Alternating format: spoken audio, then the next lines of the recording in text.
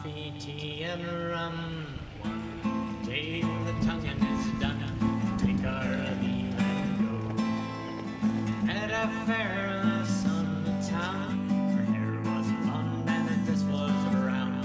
She made a whaler man come around.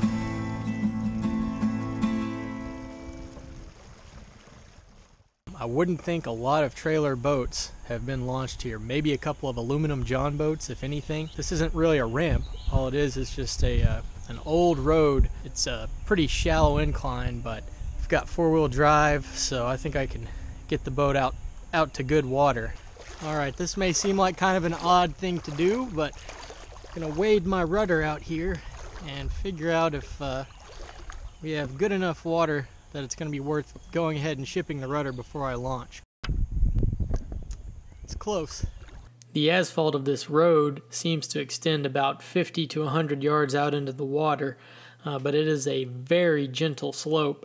So in order to get to a little bit deeper water, I went ahead and cut the wheel hard and actually maneuvered the boat off of the road bed into a little bit deeper water, giving me about an extra 14 to 16 inches, and that ended up being just about perfect.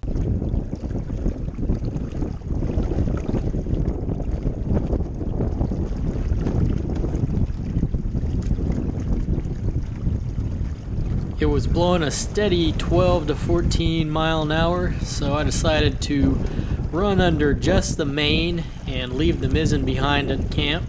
Now this boat, compared to a racing dinghy or a modern sloop or any kind of modern sailing boat, is actually fairly under-canvassed. It could probably handle quite a bit more sail, but I'm more about getting from A to B than I am about going fast, and also the more sail you're carrying, the harder it's going to be on the boat. And this is my baby. This is something that I made with my own hands. I've got a lot of time and effort into it, and I like to try and keep it sailing as long as possible without damaging it, without having to do repairs. She doesn't seem to point nearly as high without the mizzen, but we're still moving along quite nicely and able to tack fairly easily and able to get the boat more or less where I want it to go.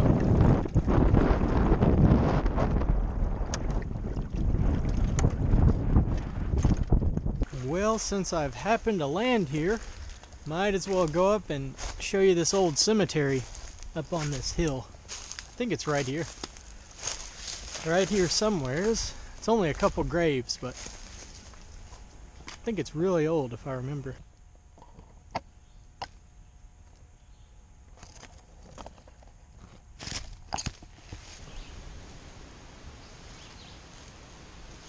There's a whole lot of family cemeteries out in this place, which is land between the lakes. If you don't know about land between the lakes, the people who lived here called it between the rivers, but it was kind of like a mini Appalachian Mountains, sort of like that region in a way. It's a lot of hills, and it has rivers on either side of it. It's kind of like a really long strip of land, long narrow strip of land between two rivers.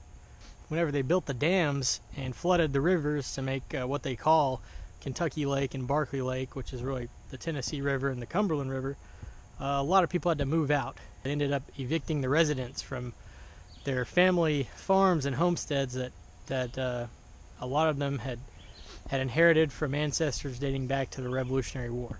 So kind of sad. These are just family cemeteries. Like some of these would just be out back behind somebody's house where they buried their family members. Some of them, there used to be a small church right there as well.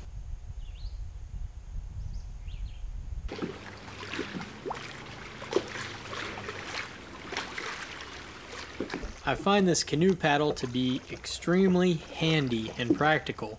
It's great when you just need a little bit of a kick to get out away from shore, or to just do a little bit of maneuvering when you have the sails down.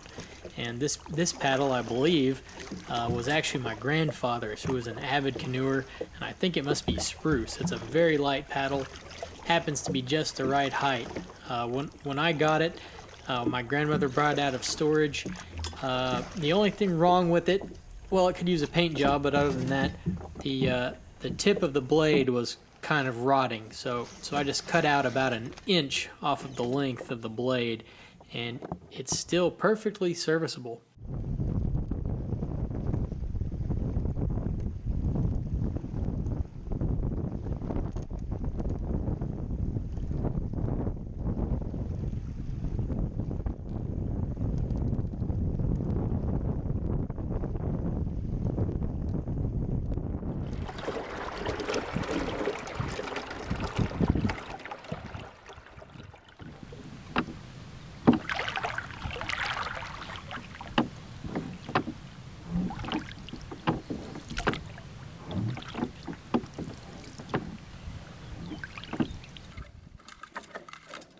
I've been known to get back into some really small water, and this is some of the smallest really that this boat can handle. I've got about 12 to 24 inches of water under a skeg, and it is extremely narrow. But the canoe paddle is excellent for this type of exploring, and this is really what I like to do. Sail as far as I can, and then try to go up the narrowest creek that I can find.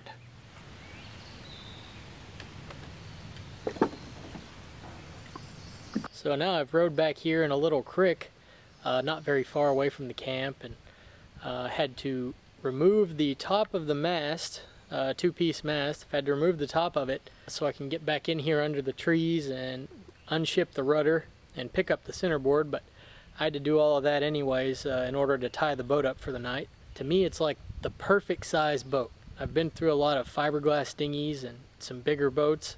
I love this 15-foot Sharpie, fairly narrow beam, but not too narrow. It's plenty stable. A lot of boats you couldn't get back in here, and especially if you had a really tall mast, like just my 10-foot O'Day Sprite, which is a small dinghy, but it has a really tall, like approaching, maybe not 20-foot mast, but it's definitely 15. I think it's like approaching 17 or 18. You couldn't get that back in here, and you can't take the mast down very readily, and even if you did, you've got this giant mast hanging off the boat. This is what I enjoy doing on the water, being able to get back into small water like this.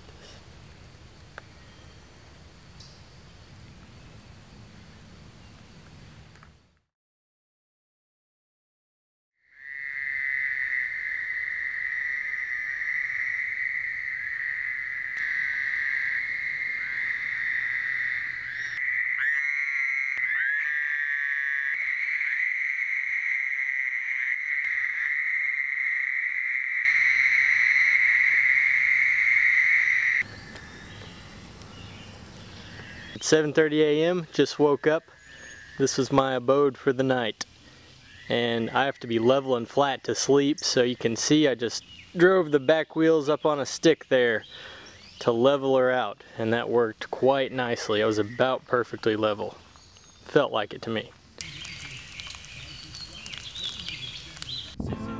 May the wellerman come, bring us coffee, tea, and rum. One day the tonguing is done, take our leave and go. At a fair